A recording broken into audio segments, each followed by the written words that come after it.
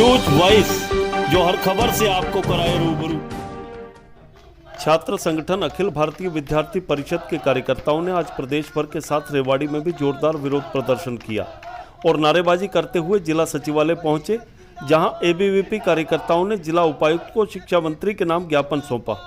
छात्र संगठन के चुनाव बहाल कराने, चिराग योजना को वापस लेने या इस योजना में बदलाव करने सहित विभिन्न मांगों को लेकर किए गए इस प्रदर्शन के दौरान एबीवीपी कार्यकर्ताओं ने सरकार पर छात्र विरोधी नीतियां लाने का आरोप लगाया और कहा कि इस तरह की नीतियां लाकर सरकार द्वारा छात्रों के हितों का हनन किया जा रहा है। उन्होंने कहा कि इस तरह की नीतियां वापस ली जानी चाहिए या फिर ऐसी नीतियों में बदलाव किया जाए ताकि छात्रों का नुकसान होने से बच सके। वहीं दूसरी ओर सरकार चिराग योजना लाकर सरकारी स्कूलों को खत्म करने पर आमादा है और कहीं ना कहीं यह सरकार सरकारी स्कूलों के निजीकरण की तैयारी में है। ऐसे में बड़ा सवाल ये है कि जब सरकार को ऐसी ही नीतियां लानी थी तो फिर मॉडल स्कूलों को बढ़ावा क्यों दिया गया।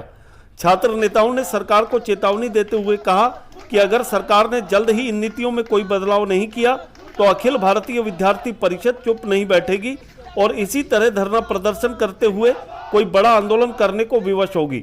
इस दौरान एबीवीपी कार्यकर्ताओं ने सरकार के खिलाफ जमकर मुर्दाबाद के नारे भी लगाए।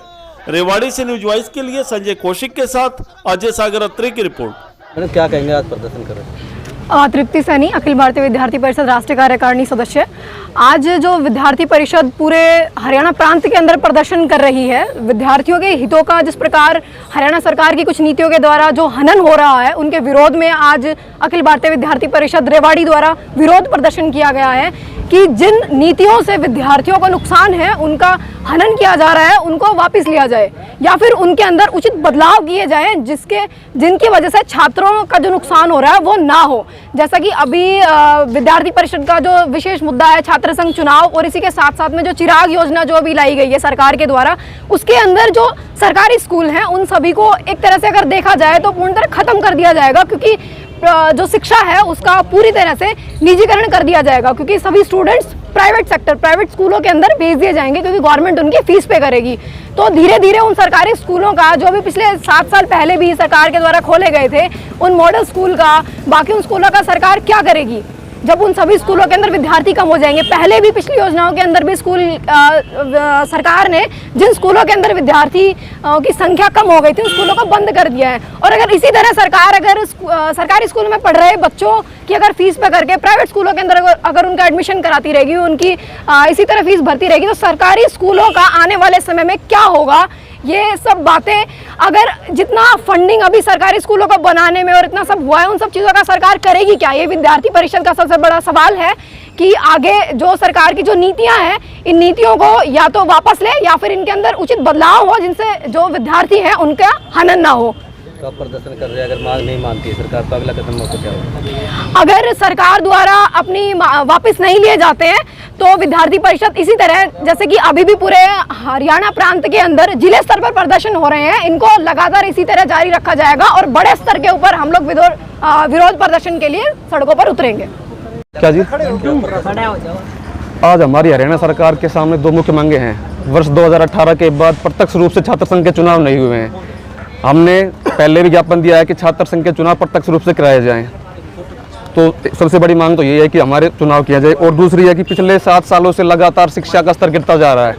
जो रिक्त स्थान पड़े हुए हैं विद्यालयों में, महाविद्यालयों में, विश्वविद्यालयों में, उनकी पूर्ति सरकार कर नहीं पाई है।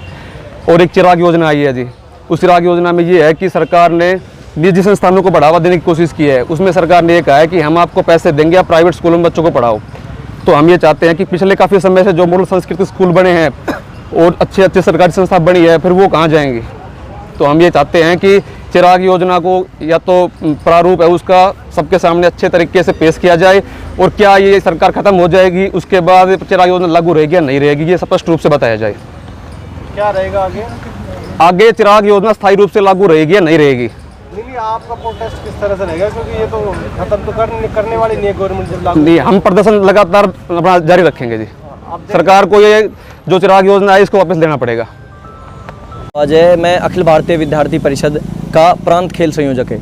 आज जो ये प्रोटेस्ट है हमारा, ये हरियाणा सरकार के खिलाफ है। सिर्फ दो मांगों को वैसे तो कई मांगे हैं, मुख्य मांगे तो, पर इसमें सिर्फ दो मांगे। पहली मांग ये है कि हरियाणा में 2018 के बाद छात्र संघ चुनाव बंद कर दिए गए थे। सरकार का कहना है कि इन चुनावों के अंदर लड़ाई दंगे होते हैं। मैं सरकार से पूछना चाहता हूँ कि क्या विधानसभा और लोकसभाओं के चुनाव में तो लड़ाई दंगे नहीं होते हैं? सरकार ये चाहती है कि जो युवा लोग हैं, जो राजनीति में आने चाहिए, उनको किसी तरीके से रोका जाए। तो पहली मांग तो ये है कि सरकार से कि हरियाणा में छात्र संघ चुनाव बहाल किए जाएं।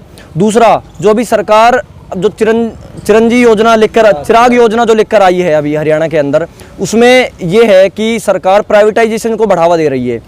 वो सरकारी स्कूल के विद्यार्थियों को प्राइवेट स्कूलों में भेजकर उनकी फीस पे करते हैं। मैं पूछना चाहता हूँ सरकार से, क्या सरकारी स्कूलों की फीस जो अगली सरकार आएगी क्या वो भी पे करेगी? दूसरी बात, जब सरकार केवल फीस पे करेगी, उसके बाद जो अलग फंड है, जो बस फीस है, किताबों की फीस है, ड्रेस की फीस है, फाइन है, क्या वो भी प्राइवेट स्कूलों की सरकार पे करेगी? और यदि सरकार कल को सरकारी स्कूलों को बंद कर देगी तो रोजगार कहाँ जाएगा? दूसरी बात ये है। इसके अलावा एक और बात हम इसमें देखते हैं कि जो सरकार ने मॉडल स्कूल खोल रखे हैं, फिर वो क्यों, उनका क्या होगा उन मॉडल स्कूलों का? उनमें भर्तियां नहीं है। तो सरकार से निवेदन यही है कि जो मॉडल स्कूल है उनको बढ़ाया जाए और उनमें जो भर्तियां हैं, उनमें जो अध्यापकों की भर्ती है उन्हें पूरा किया जाए, ताकि मॉडल स्कूल दोबारा से चल सके और प्राइवेटाइजेशन को बढ़ावा ना दिया जाए।